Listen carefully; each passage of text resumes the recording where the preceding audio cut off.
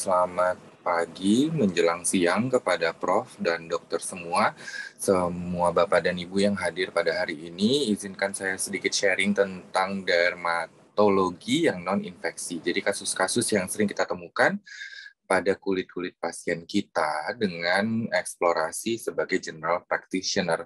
Memang izin saya tidak membahas terlalu dalam, tapi saya menyediakan PDF-nya untuk dibagikan kepada para peserta. Jadi kita selayang pandang saja, karena memang keterbatasan waktu. Baik, kita bisa langsung slide. Sebagai outline, ini adalah penyakit-penyakit yang akan kita bahas secara singkat pada session hari ini. Baik, slide. Yang pertama mungkin adalah dermatitis atopik terlebih dahulu. Slide. Dermatitis atopik adalah suatu penyakit kronik yang berulang, yang merupakan penyakit yang gatal dengan predileksi tertentu, di mana pasien biasanya memiliki riwayat atopik dan juga terjadi pada semua usia, dari bayi hingga dewasa.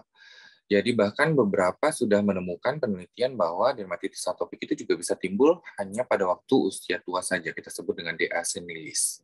Ya, kemudian epidemiologi di dunianya anak-anak 20% dan dewasa itu 2 hingga 5%. Next slide. Merupakan interaksi kompleks antara genetik, imun, dan respons dari inflamasi tersebut. Di mana di sini kita lihat ada gangguan sawar kulit atau barrier dysfunction terlebih dahulu. Kemudian itu menyebabkan adanya mudahnya pajanan dari pencetus, baik faktor intrinsik maupun ekstrinsik. Kemudian peningkatan TWL sehingga kulit tidak mampu mengikat air dengan lebih baik, menyebabkan kulit yang kering. Kemudian adanya siklus gatal garuk, ini menyebabkan adanya mechanical triggers untuk dermatitis atopik. Baik, slide. Ini adalah etiopatogenesis dari dermatitis atopik. Memang secara pastinya itu masih banyak hipotesis yang beredar, tapi yang paling terakhir itu ada JAK and STAT protein yang dapat mencetuskan dermatitis atopik, di mana ini juga sangat dipengaruhi dari sel T kita, yaitu TH0, di mana itu juga yang banyak mulai diperkenalkan untuk terapi JAK1 inhibitor. Jadi memang untuk dermatitis atopik yang moderate to severe, itu terapinya sudah mulai yang spesifik. Baik, kita bisa slide. Selain itu juga ada peranan dari sel TH2 yang mana aktivasinya dari alergen, iritan, dan juga dari mechanical triggers. Ini juga sangat mempengaruhi komponen-komponen utama dari dermatitis atopik, yaitu disfungsi sawar, inflamasi, dan adanya pruritus yang berulang. Baik, kita slide. Gejala subjektifnya adalah gatal dan sangat berat sekali, kadang-kadang ya, hingga menyebabkan gangguan tidur, dan efloresensi itu tergantung dari fase-fase ditemukannya. Baik, kita bisa slide. Untuk menegakkan diagnosisnya ada kriteria Hanifin-Raschka dan ada kriteria Willem. Mungkin kita membahas yang Hanifin-Raschka dulu, di mana ini yang paling banyak digunakan ya. Ada 3 dari 4 kriteria mayor. Pruritus, morfologi dan distribusi khas, dermatitis kronik atau kronik residif, dan riwayat atopi pada diri atau keluarga. Dan ada 3 kriteria minornya. Jadi kalau ada 3 dan 3 mayor dan minornya, maka kita dapat menegakkan diagnosis dermatitis atopik ini. Ini dapat dilihat sendiri nanti di bahan yang bisa diambil oleh peserta. Baik, slide. Untuk William ini lebih simpel, tapi memang tentu spesifisitasnya agak lebih rendah dibandingkan Hanifin-Raschka. Baik, slide. Kita juga mengenal adanya indeks Khorat, di mana indeks Khorat ini digunakan untuk evaluasi pengobatan. Evaluasi pengobatan atau indeks Khorat ini berdasarkan dari luas lesi kulit, intensitas morfologi kulit, dan juga keluhan-keluhan subjektifnya. Di mana makin berat Khorat indeksnya atau makin tinggi, maka makin berat DA-nya. Gitu. Jadi evaluasi pengobatannya nanti harapan kita dari yang DA berat awalnya Khorat tinggi itu akan menurun menjadi Khorat sedang atau DA yang sedang. Baik, kita bisa slide. Untuk pusat pelayanan kesehatan 2 atau untuk rumah sakit tipe B, itu dapat melakukan pemeriksaan penunjang sebagai berikut, yaitu pemeriksaan Gram, biarkan uji resistensi, uji tusuk kulit atau pipette test, IG total, IG res, dan eliminasi makanan.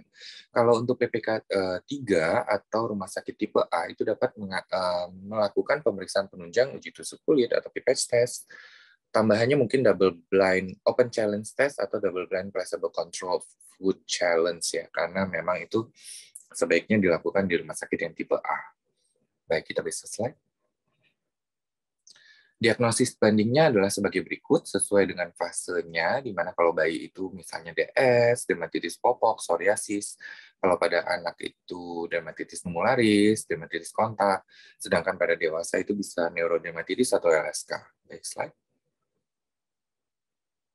Nah, bagaimana tata laksana komprehensifnya? Kita slide. Yang pertama itu adalah edukasi kepada pasien serta pengasuhnya, kalau memang ada pengasuh dari pasien tersebut. Misalnya yang pertama kita ingatkan bahwa mandi itu 1 hingga 2 kali sehari dengan suhu yang suam-suam kuku dan tidak boleh terlalu lama, ya. Kemudian gunakanlah sabun yang berpelembab dengan pH yang balance, surfaktan ringan dan tidak berpewangi dan berwarna.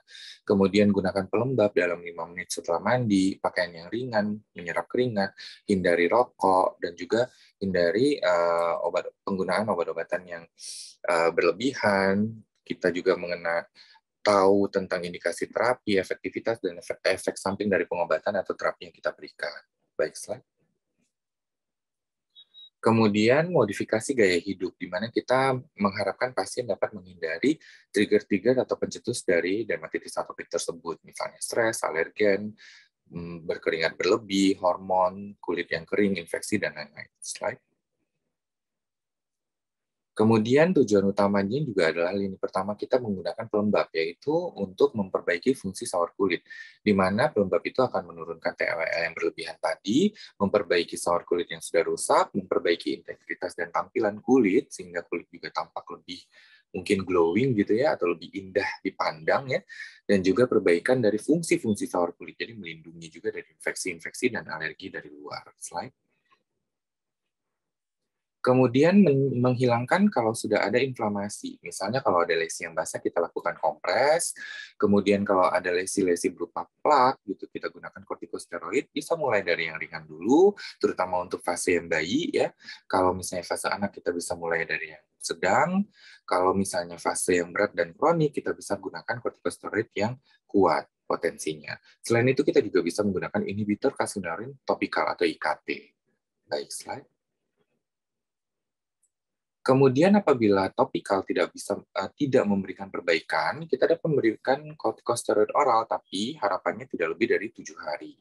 Ya. Kemudian kita juga bisa tambahkan siklosporin atau antimetabolit lain, misalnya MTX atau methotrexate ya, azathioprine, mycophenolate mofetil, dan juga bisa kita pertimbangkan untuk terapi fototerapi, misalnya menggunakan UVA, UVB, atau misalnya kalau sudah ada erythroderma dan infeksi berat itu maka adalah indikasi untuk rawat inap pada dermatitis atopik. Slide.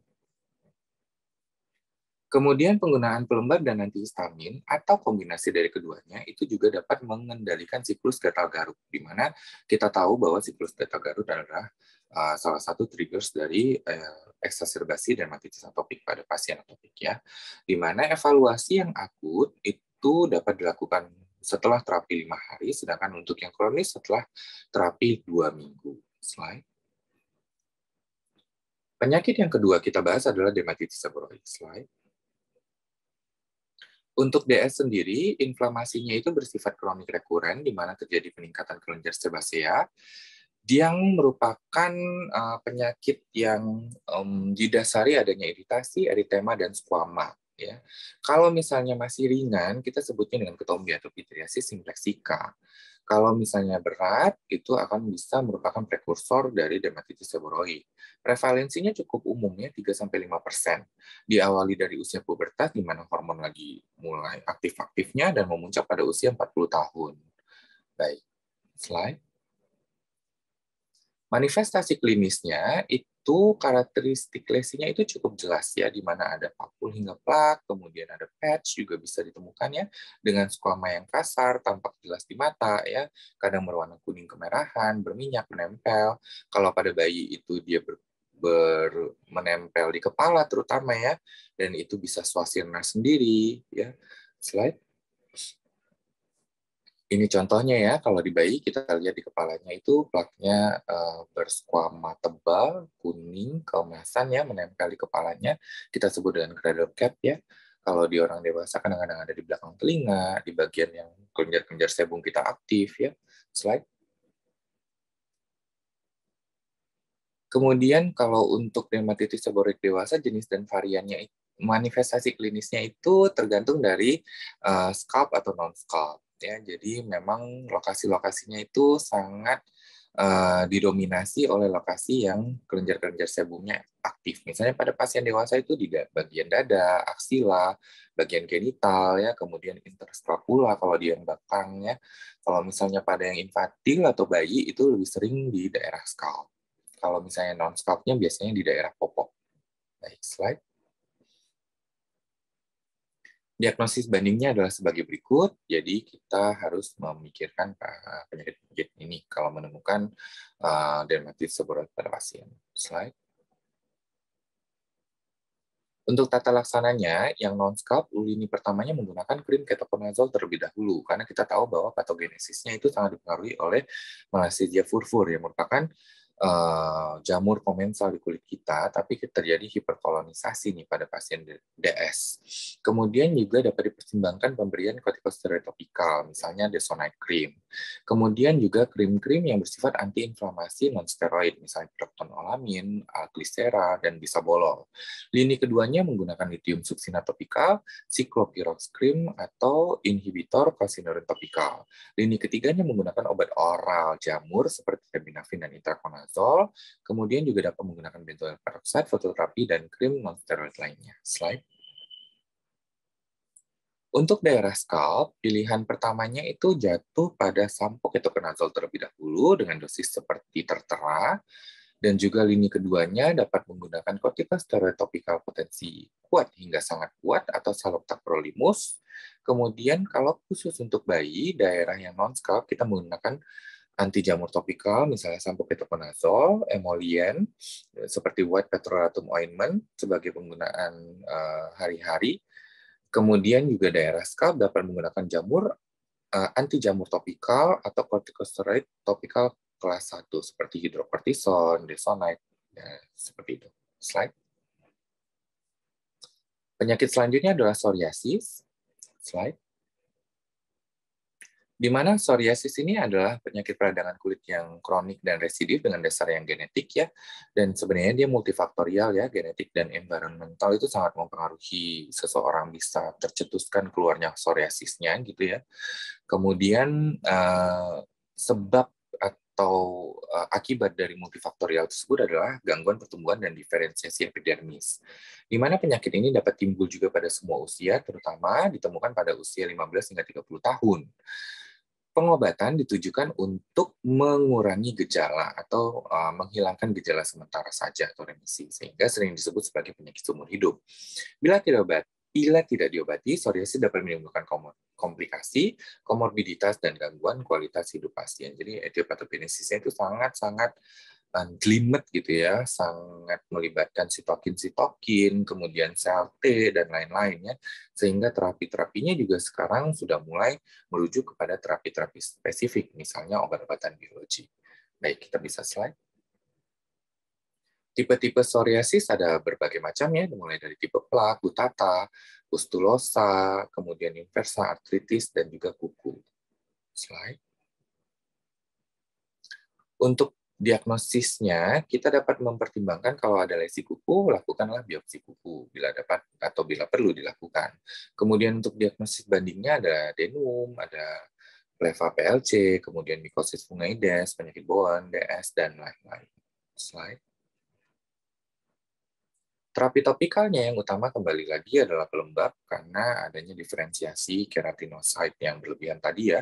Kemudian juga dapat dipertimbangkan pemberian kortikosteroid topikal yang sedang, misalnya mometasone furoat atau fluocinolone acetonide ya, selama 4 minggu. Kalau misalnya lesi kronis, kita dapat memberikan kortikosteroid yang kuat, misalnya desoksimetasone atau menggunakan betametason ya, dengan selipan istirahat per 2 minggu.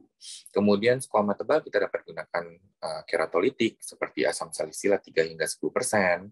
Kemudian pertimbangkan juga pemberian analog vitamin D seperti kalsipotriol dengan rumatan 2 kali sehari ya. Atau kalau kita ada atau punya bahannya, kita juga dapat memberikan glycol carbonase detergent atau LCD 3-10% dalam vaselin album ya, atau petroleum ya. Kemudian juga dapat pertimbangkan fototerapi yaitu UVA dan UVB. Baik, slide. Terapi sistemik dan topikal dapat diberikan dari awal. Jadi sebagai kombinasi dapat diberikan dari awal untuk mempercepat sembuhnya atau hilangnya gejala yang ada saat ini. Lini pertamanya dapat diberikan methotrexate atau siklosporin dengan dosis sebagai berikut. Dapat juga dipertimbangkan pemberian retinoid, mycophenolate mofetil, dan sulfasalazin. Jadi kembali lagi pertimbangkan indikasi, kontraindikasi, dan efek samping dari masing-masing obat sistemik. Jangan lupa untuk pasien-pasien psoriasis, periksalah darahnya terlebih dahulu, DPL-nya, fungsi liver, fungsi ginjal ya, karena kita setiap pemberian obat-obatan sistemik ini harus memperhatikan indikasi dan efek samping yang dapat terjadi pada pasien. Dan tidak lupa juga kadar kolesterol dari pasien tersebut juga perlu kita periksa. Baik, kita bisa slide. Kemudian obat-obatan biologik yang tadi saya sebutkan di awal ya, berdasarkan target spesifik diklasifikasikan menjadi anti-sel T dan anti-sitokain. Jadi sifatnya agak sedikit umum yaitu anti-sel T atau lebih spesifik lagi anti-sitokain, misalnya IL-23, IL-33 ya.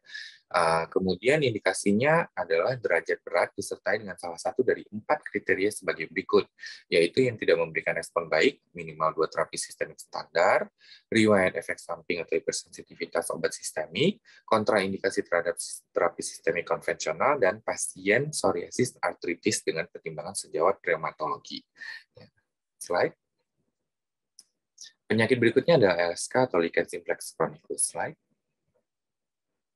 LSK atau neurodermatitis circumscripta merupakan penyakit inflamasi kulit kronik dengan penebalan kulit dan lichenifikasi circumscript akibat garukan atau gosokan yang sangat gatal dan berulang. Jadi keluhan utamanya itu memang sangat gatal yang mengganggu tidur, terutama timbulnya terus-menerus atau sporadik, semakin parah bila pasien berkeringat, panas, adanya gesekan, dan ini perlu diingat, stres psikis. Jadi kalau pasien banyak pikiran, mulai berasa gatal, tangannya geratil, mulai garuk-garuk, gosok-gosok, maka akan terjadi penebalan atau lichenifikasi, karena itu terjadi terus-menerus berulang-ulang. Riwayat mendasarinya itu ada banyak, bisa insufisiensi renal, hiper atau hipotiroidisme, kemudian gagal hati, kemudian ada keganasan juga, infeksi-infeksi, dan neuropati atau radikulopati. Slide. Dapat terjadi pada predileksi-predileksi yang terjangkau oleh tangan, misalnya di daerah tengkuk, kulit kepala, kemudian juga area anogenital, ya, misalnya di skrotum pada laki-laki, dan pada ekstremitas itu dapat berupa prurigo nodularis, varian dari neurodermatitis circumscripta, di mana kalau itu bukan digaruk-garuk, tapi dikopek-kopek, ya, dikopek-kopek berulang, atau dicubit-cubit berulang, maka akan timbul seperti yang digambar. Slide. Diagnosis bandingnya adalah sebagai berikut. Slide. Terapi topikalnya, kalau misalnya lesinya itu terjadinya di vulva, maka terapi topikal yang diharapkan atau harus diberikan hanya berupa emollient saja. Misalnya pelembab yang bersifat oklusif, emollient atau humectant. Kemudian juga untuk lesi-lesi kronis yang kering dapat diberikan kortikosteroid topikal yang kuat, misalnya desoksimetasone atau betametason atau clobetasol, atau juga dapat diberikan IKT, inhibitor calcineurin topikal. Slide.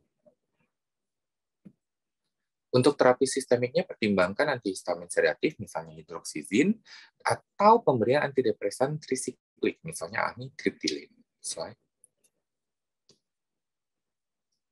Dermatitis tumularis. Slide. Untuk dermatitis tumularis, pencetusnya sendiri adalah adanya infeksi di gigi atau saluran nafas. Ini merupakan pencetus yang paling sering ya. Mungkin pasien-pasien itu kadang-kadang kaget gitu atau nggak nyangka gitu ya. Ini sakit kulit ternyata dicetuskan oleh gigi yang berlubang gitu ya. Kadang sering bertanya-tanya seperti itu. Kenapa gigi saya ditanya berlubang atau tidak gitu. Bahwa ternyata memang adanya kompleks antibodi antigen itu dapat menyebabkan reaksi inflamasi di kulit yang menyebabkan gatal pada pasien tersebut. Itu kita sebut dengan dermatitis tumularis. Selain itu juga kulit yang kering juga dapat menjadi pencetus dan juga stres psikis atau stres emosional, disfungsi liver dan adanya alergen. Yang paling sering adalah tungau debu rumah dan adanya jamur candida. Slide. Lesi karakteristiknya itu berupa plak berukuran 1 hingga 3 cm berbentuk koin, makanya disebut dengan numularis ya, artinya koin ya. Terbentuk dari konfluensi papul dan papulofesikel. Jadi kalau akut itu dia akan lebih basah, kalau kering itu maka dia menjadi kronik ya. Kemudian diikuti dengan anular central healing, mirip-mirip dengan tinea kadang-kadang ini. Jadi seperti pada presentasi Dr. Melani sebelumnya, denum ini merupakan salah satu DD dari tinea. Ya, predileksinya terutama di bagian ekstremitas. Kemudian untuk diagnosisnya kadang tidak perlu pemeriksaan penunjang khusus. Ya, kalau bisa dipertimbangkan uji tempel kalau memang kasus berat atau rekalsitran. Slide. Ini adalah diagnosis banding dari dermatitis tumularis ya, dari berbagai penyakit baik infeksi maupun non-infeksi. Slide. Pemberian obat topikal, kalau lesinya basah dapat diberikan kompres dengan NaCl misalnya ya. Kemudian pemberian antiinflamasi dan atau antimitotik, misalnya kortikosteroid potensi sedang hingga kuat, tacrolimus, pimecrolimus atau IKT ya. Preparator seperti LCD tadi ya. Sisteminya dapat diberikan antihistamin oral, kasus berat dan refraktor dapat kortikosteroid sistemik, dan pada anak dapat diberikan MTX. Kemudian lesi generalisata dapat diberikan fototerapi. Baik, slide. Penyakit selanjutnya adalah dermatitis kontak. Yang kita bahas pertama adalah dermatitis kontak iritan yang merupakan inflamasi pada kulit akibat respon terhadap pajanan bahan iritan fisik atau biologis yang kontak pada kulit tanpa dimediasi oleh respon imunologis. Slide. Kemudian dermatitis kontak alergi itu adalah yang terjadi akibat pajanan terhadap bahan alergen yang berkontak atau menempel pada kulit dan dimediasi oleh reaksi hipersensitivitas tipe 4. Jadi jelas bedanya ya. Dua jenis DKA yaitu DKA lokalisata dan DKA sistemik. Slide. Ini kita bandingkan antara DKI versus DKA ya. Kalau secara anamnesis DKI disebabkan iritan, DKA oleh alergen. Kalau DKI dapat terjadi pada semua orang karena bahan iritan, kalau DKA terjadi pada 20% populasi saja. Ya, artinya tidak semua orang alergi terhadap bahan tersebut. DKI tanpa fase sensitisasi, kalau DKA didahului fase sensitisasi yang diikuti dengan fase elisitasi. DKI apabila di stop paparannya, maka klinis membaik. Kalau DKA stop paparan, klinis tidak membaik. Manifestasi klinisnya kalau DKI lebih dominan perih, kalau DKA lebih dominan gatal. Batasnya tegas kalau DKI, batasnya diffuse kalau DKA. Gitu. Jadi ini untuk memudahkan atau menyederhanakan kita membedakan ini lebih ke arah DKI atau DKA ini. Jadi Bapak Ibu dokter semua dapat melihat di sini. Untuk tata laksana kurang lebih sama ya, di mana kita yang pertama tentunya hindari pajanan pencetus, gunakan APD, gunakan pelembab, kortikosteroid baik topikal maupun oral dapat dipertimbangkan, dan lain-lain. Misalnya penggunaan fototerapi, antibiotik kalau sudah ada infeksi sekunder, dan kompres bila lesinya basah. Slide.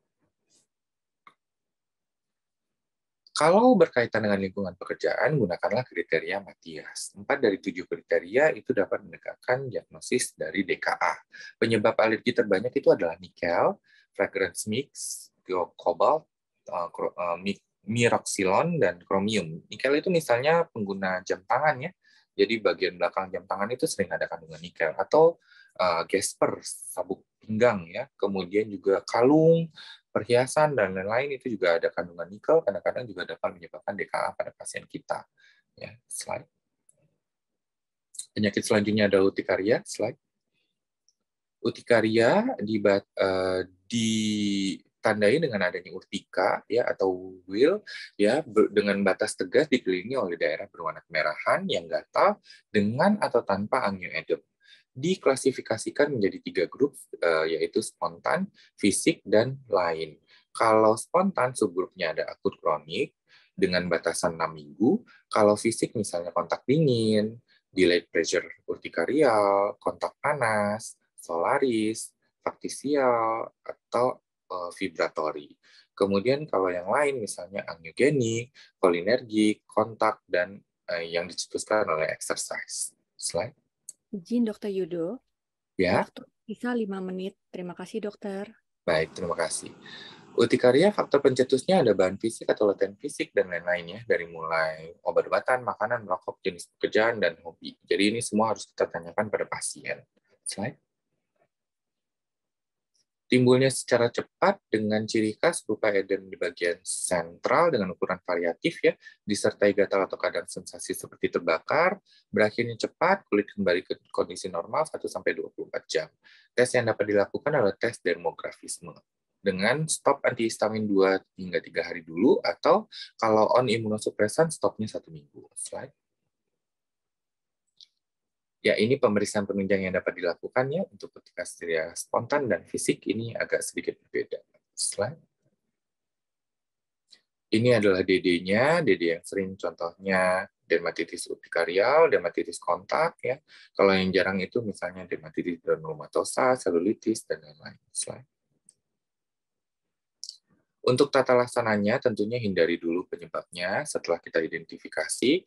Kalau ada angioedem, itu harus diatasi terlebih dahulu. Hati-hati adanya obstruksi jalan napas, kolaborasi antara spesialistik, terutama THT ya.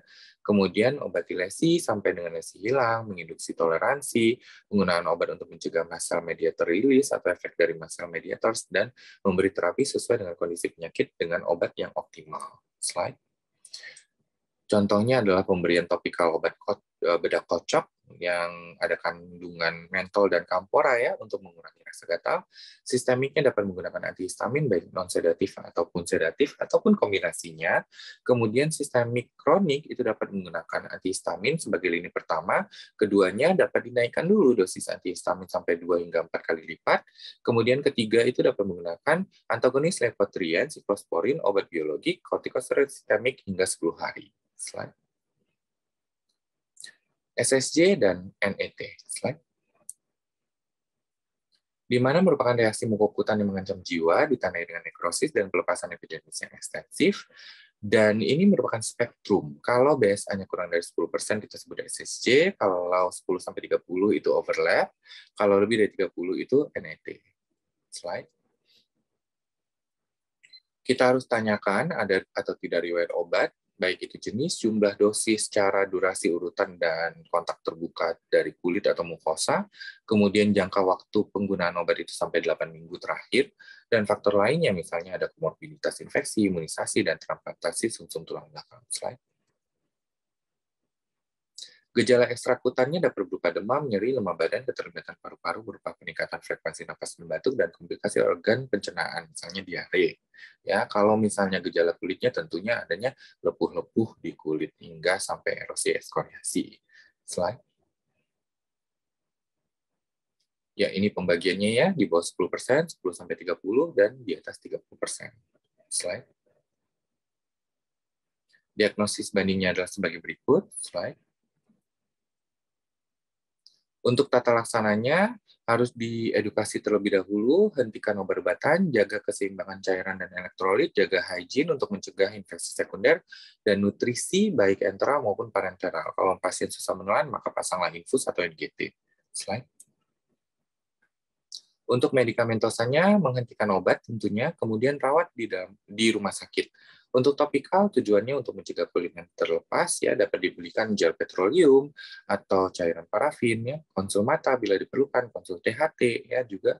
Kemudian sistemiknya dapat diberikan dexamethasone intravena, ya atau setara prednison 1 hingga 4 mg per kilogram berat badan per hari, ya.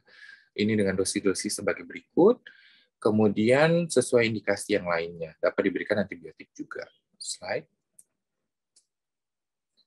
Penggunaan skor 10 untuk faktor prognosis. Jadi ini hanya untuk faktor prognosis saja, tapi kita lazim dan sering menggunakan ini di rumah sakit ya untuk memperkirakan nih kira-kira morbiditas dan mortalitas dari pasien ini kira-kira berapa persen. Slide. Ini yang terakhir, mungkin agak sedikit tambah waktunya, Dr. Margaret, sedikit saja. Ini yang terakhir, vulgaris. Ya, itu adalah penyakit peradangan kronik follicular pilosebaceae dengan lesi polimorfik berupa komedo, papul pustul, nodul, dan kista di tempat-tempat yang predileksi. Misalnya di muka, leher, bahu, lengan atas, dada atas, dan punggung atas. Slide. Pembagiannya ada AV ringan, AV sedang, dan AV berat. Ya, kalau pembagiannya sebagai berikut. Jadi tergantung dari lesi inflamatif dan lesi non-inflamatifnya. Slide. Diagnosis bandingnya mulai dari milia, rosacea, perioral, hiperplasia sebacea, folikulitis, dan lain-lain. Slide. Non-medikamentosanya hindari faktor pencetus, ya, kemudian pengobatan minimal 6 minggu, jadi kita harus terangkan kepada pasien bahwa mengobati jerawat itu nggak instan ya. Kalau sampai ada obat yang 1 minggu saja sudah sembuh, berarti itu obat dukun ya, bukan obat dokter kayaknya ya. Kemudian dapat saja bertambah buruk pada fase awal pengobatan, jadi kadang-kadang kita ingatkan ke pasien kalau mulai pengobatan, kadang-kadang kalau ada breakout seperti itu sangat-sangat wajar dan harap dimaklumi, tapi jangan diberhentikan pengobatannya. Kalau misalnya terganggu, tolong lapor ke dokternya ya. Jadi jangan kaget gitu. Kemudian untuk dietnya harus indeks yang glikemiknya rendah. Jadi kurang-kurangin yang manis-manis, kurang-kurangin yang dairy products ya. Kalau masih suka minum boba ya, tapi masih mengeluhkan jerawatannya ya goodbye ya. Jangan harap itu jerawatnya bisa berhenti ya. Kemudian gunakanlah sabun wajah yang lembut, gunakanlah pelembab dan juga tabir surya. Dan gunakanlah kosmetik yang non-komedogenik.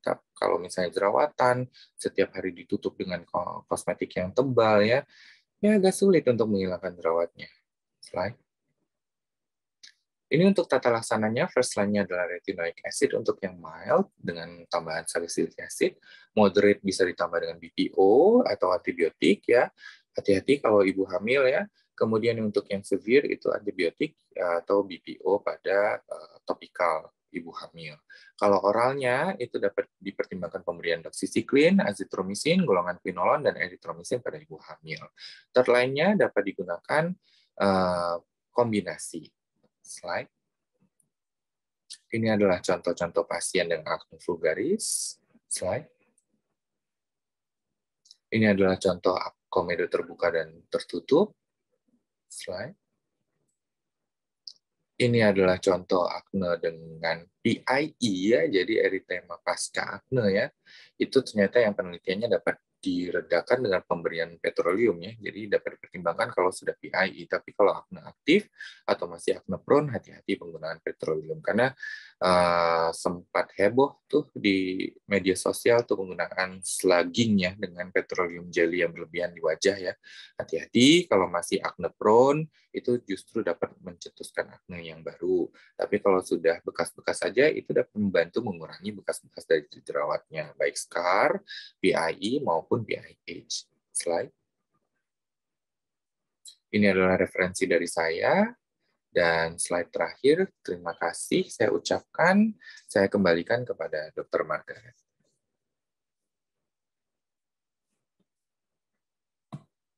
Baik, terima kasih Dokter Yudo untuk presentasinya yang sangat komprehensif, Dokter, dan sangat bermanfaat bagi kami sebagai klinisi. Dokter, kita lihat di sini sudah sangat banyak pertanyaan dari para peserta, menandakan antusias dan sangat penasaran dengan berbagai hal yang harus dilakukan oleh klinisi terhadap pasien. Kita mulai sesi diskusi ya, Dokter. Saya bacakan satu pertanyaan dari Dokter Audrey Natalia. Izin menanyakan, Dokter Yudo, untuk kebiasaan mandi pasien dermatitis atopi yang kegiatannya indoor atau AC saja seharian. Apakah boleh hanya 1 kali per hari menggunakan gentle cleanser di area lipatan dan yang tampak kotor saja, jadi tidak pakai untuk seluruh tubuh?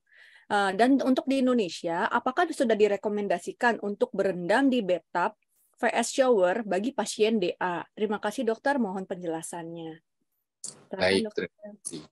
Baik, terima kasih Dr. Audrey atas pertanyaannya. Pertanyaan yang sangat baik ya. Jadi memang kita itu memiliki kekhasan sendiri karena kita di negara tropis ya, negara yang sangat lembab ya. Jadi sangat humid ya. Jadi kita punya kelebihan di situ. Artinya walaupun kita seharian berada di ruangan AC, kita tetap akan mendapatkan humidity yang sebenarnya cukup gitu. Jadi kebiasaan mandi 1 hingga 2 kali saja itu sudah cukup dengan menggunakan gentle cleanser. Tapi juga jangan sampai nggak mandi ya, karena hygiene yang buruk itu juga dapat mencetuskan dari exacerbasi dermatitis atopik pada pasien-pasien yang punya atopik ya. Kemudian kalau kelamaan kita berada di ruang AC, tolong pertimbangkan sediakan misalnya sumber air. Misalnya kadang saya menyarankan pasien saya siapin aja 1 baskom isi air di ruangan AC itu. Jadi itu dulu tuh yang diserap, jangan kulit kita gitu sama AC-nya. Kan karena AC itu sangat-sangat kering ya. Kalau misalnya kita memang terpaksa berada di ruang AC seharian, ya, sediakan sumber air yang lain atau pertimbangkan ada tanaman indoor ya, itu juga dapat membantu menjaga kelembapan di dalam ruangan yang ber-AC. Tapi kalau kembali lagi untuk mandinya tetap disarankan 1 hingga 2 kali saja selama masih di negara tropis dengan gentle cleanser dan penggunaan pelembab afterwards. Jadi 5 menit setelah mandi langsung gunakan moisturizer-nya. Kira-kira begitu. Baik, dokter. Terima kasih, dokter. Sangat menjawab pertanyaan ya. Berarti kita kalau di ruang AC tetap harus mandi ya 2 kali sehari. Terus juga kalau AC namanya dia akan membuat kita punya kulit kering ya kita bikin atau sediakan sumber air lainnya seperti tanaman ya di dalam ruangan ya, dokter ya. Ya. Dokter, pertanyaan nomor 2 dari Dokter Davin. Pertanyaannya, izin bertanya, Dokter Yudo, apakah sediaan kalamin atau mentol dapat mencetus eksaserbasi DA? Apakah emollient yang cocok yang bisa digunakan, yang bisa diberikan seramid atau gliserin? Pertanyaan nomor 2, izin bertanya, golongan antibiotik empiris untuk DA, DS, dan DK psoriasis dengan inflamasi, apakah masih menggunakan gentamisin, neomisin, fusidat, atau kloramfenikol berdasarkan predileksi dan tipe kumannya? Wah, pertanyaannya banyak sekali. Ada yang ketiga, berapa dosis vitamin D untuk kasus psoriasis DA? Mungkin ini dulu, dokter, pertanyaannya. Baik, terima kasih. Jadi kalau sediaan kalamin atau mentol itu masih belum ada penelitian ya bahwa itu dapat mencetuskan eksaserbasi DA. Justru pada beberapa pasien dengan lesi yang kering itu dapat memperbaiki rasa gatalnya, tapi bukan merupakan terapi lini pertamanya. Kembali lagi, karena atopik itu terjadi disfungsi barrier dari kulit ya, sedangkan ada memang beberapa pasien yang itu dapat tercetuskan dari kalamin dan mentol camphora, sehingga kita gunakanlah emollient terlebih dahulu. Sehingga kalau misalnya ada pasien DA, cenderung kita usahakan topikalnya itu atau lini pertamanya adalah penggunaan pelembab terlebih dahulu. Pelembab tipe apa yang diberikan? Tipe yang terapeutik itu lebih memberikan perbaikan. Terapeutik itu apa? Artinya kombinasi nih. Jadi nggak cuma emollient saja, nggak cuma humectant saja, atau nggak cuma oklusif saja ya, akan lebih baik lagi kalau pelembab tersebut untuk pasien-pasien DA adalah pelembab yang terapeutik, kombinasi dari misalnya 2 dari 3 atau ketiganya langsung tipe pelembab tersebut. Kemudian untuk golongan antibiotik empiris itu kita gunakannya kalau yang sistemik kita gunakannya tetap amoksisilin atau cefadroxil ya, amoksisilin dengan clavulanat. Kalau yang topikal kita gunakannya natrium atau asam fusidat, kemudian yang keduanya baru mupirosin. Untuk neomisin dan kentamisin itu kita save kalau di rumah sakit. Kenapa? Kita save kalau takut nanti ada infeksi MRSA. Jadi memang kita save for the last deh gitu ya. Jadi kita gunakannya fusidat dulu, baru mupirosin yang kedua. Untuk dosis vitamin D itu memang ternyata penelitian dapat memperbaiki exacerbasi atau mempercepat ya sebagai ajuvan mempercepat terapi atau menambah ajuvan pada terapi psoriasis. Tapi sangat disarankan pasien tersebut itu periksa terlebih dahulu. Ya, periksa terlebih dahulu kadarnya apakah insufisiensi atau defisiensi ya. Jadi maka dosisnya akan disesuaikan dengan kondisi pasien tertentu karena pasien A dan pasien B bisa saja memerlukan dosis yang berbeda. Cuman memang kadang-kadang minimal itu 5.000 sampai 10.000 dosis per hari untuk memperbaiki tampilan pada psoriasis. Tapi sekali lagi, kita tidak serta-merta langsung kasih 5.000 aja, langsung kasih 10.000 aja. Sangat disarankan periksa vitamin D terlebih dahulu di darah, baru kita tentukan dosis yang diperlukan oleh pasien tersebut. Kira-kira begitu. Terima kasih. Baik, dokter. Terima kasih, dokter. Berarti vitamin D ini ya kita harus berikannya per orang ya, beda-beda ya dosisnya ya. Walaupun ada batas minimal 5.000 sampai 10.000. Cuman ya kita harus berkala melihat berdasarkan data dari hasil pemeriksaan pasien masing-masing. Baik, terima kasih dokter untuk penjelasannya. Mungkin ini karena waktunya sangat terbatas, kita tambah satu pertanyaan terakhir ya dokter. Dari Dokter Keiko Putri Prayogo. Selamat pagi, dokter. Izin mengajukan pertanyaan. Disebutkan dermatitis seboroik berhubungan dengan jamur Malassezia. Jamur tersebut juga menyebabkan pityriasis vesicolor dan folikulitis Malassezia. Faktor apa yang menentukan pasien tertentu dapat mengalami 3 gejala yang berbeda meskipun berhubungan dengan jenis jamur yang sama? Terima kasih, dokter, sebelumnya. Izin, dokter. Baik, terima kasih Dr. Keiko Putri Prayogo. Ini pertanyaannya sangat baik dan sangat sulit ya sebenarnya ya.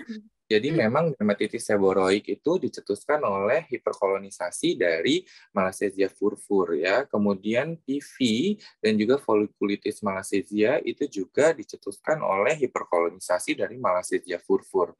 Tapi kita tahu ya bahwa misalnya pada pasien dengan imunokompromis infeksi HIV yang sudah masuk stadium AIDS gitu ya, itu akan lebih cenderung banyak dermatitis seboroik, bukan PV gitu ya. Tapi kalau misalnya pasien PV itu tidak tergantung dari imunokompromisnya ya, lebih cenderung pada genetik. Jadi genetik dengan fenotipe kulitnya.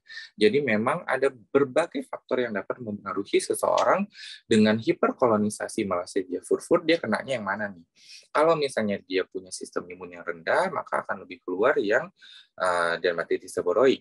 Tapi kalau misalnya dia punya genetik untuk fenotipe kulit yang disukai oleh si Malassezia furfur, dia akan lebih keluar yang panuan.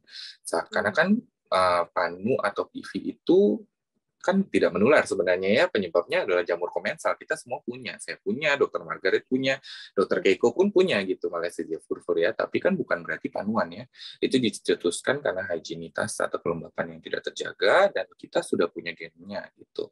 Nah, kalau DS itu lebih karena imunnya, maka sering dicetuskan misalnya pasien stres, pasien kurang tidur, kurang istirahat, makan pedas, terjadi aktivasi dari kelenjar sebasea, itu akan mencetuskan dermatitis seboroik. Jadi mungkin itu yang lebih membedakan seseorang bisa kena ke arah DS atau ke PV, atau kalau folikulitis Malassezia itu biasanya ada jalan masuknya tuh.